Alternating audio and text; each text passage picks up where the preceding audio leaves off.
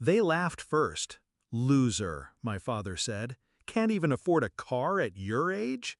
My mother chuckled, a brittle sound. "Maybe you should ask your brother for a ride to job interviews, if you ever get one." I didn't flinch. I just looked at them, the way you look at ants on the sidewalk. Then I pulled out my phone. One call, 2 words, "Bring it." And then I waited. Back then, it wasn't always like this. Once, they bragged about me, how I got into the best schools, landed a promising job. I thought their pride was real.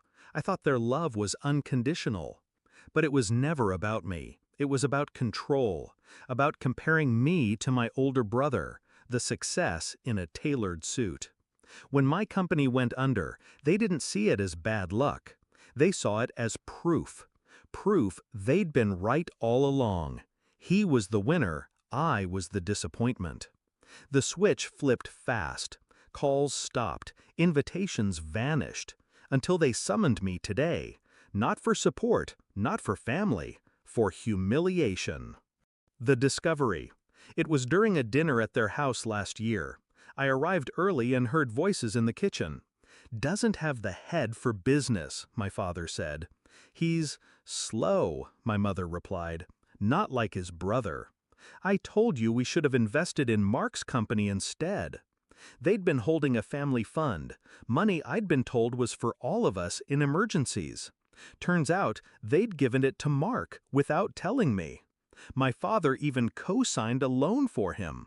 I walked in, pretended I heard nothing, and let them serve me dinner. But something changed in me that night. It wasn't anger, it was clarity. The planning. You can't hit back right away, not if you want it to hurt.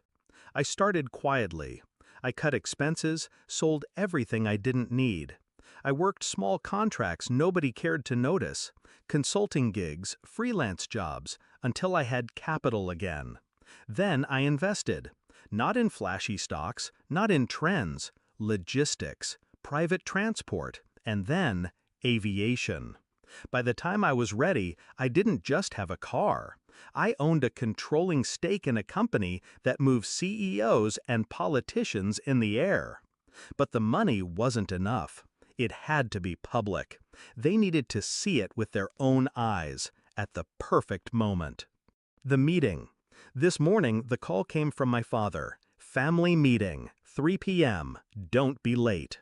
I arrived to find them all there. Parents, brother, even a couple of smug cousins. My brother was in the middle of telling a story about closing a huge deal when my mother cut in. "So, what's new with you? Still taking the bus?" They laughed. My father joined in. My brother smirked, sipping his drink. That's when I made the call. Bring it. The wait. The silence after that was heavy. My father frowned. Bring what? I smiled. You'll see. We went back to their small talk. I didn't say much, just nodded, letting their condescension fill the room. Then, 10 minutes later, the sound started. A low hum at first, then the deep, chopping roar. Windows rattled, glasses on the table vibrated. "What the hell is that?" my mother asked, rising from her chair. The climax. I stood and walked to the window. It's for me. A sleek black helicopter came into view, descending slowly until its skids touched the grass. The family's rose bushes bent under the wind from the blades. My mother's hand went to her mouth. My father stepped forward. Is that yours?" I turned to him, calm. "No, it's my ride. Mine is in maintenance." That's when my mother's knees buckled. Someone caught her before she hit the floor. I didn't wait. I opened the front door and stepped onto the porch, wind tearing at my coat. The confrontation. My brother followed me out. "Wait, what's going on? You can't just—" I faced him. "Funny. That's what you said when you took the family fund without telling me." His mouth opened, closed. "Look, that was a betrayal," I finished, "from all of you." I let the words hang there, the blades thundering overhead. You wanted a loser to point at.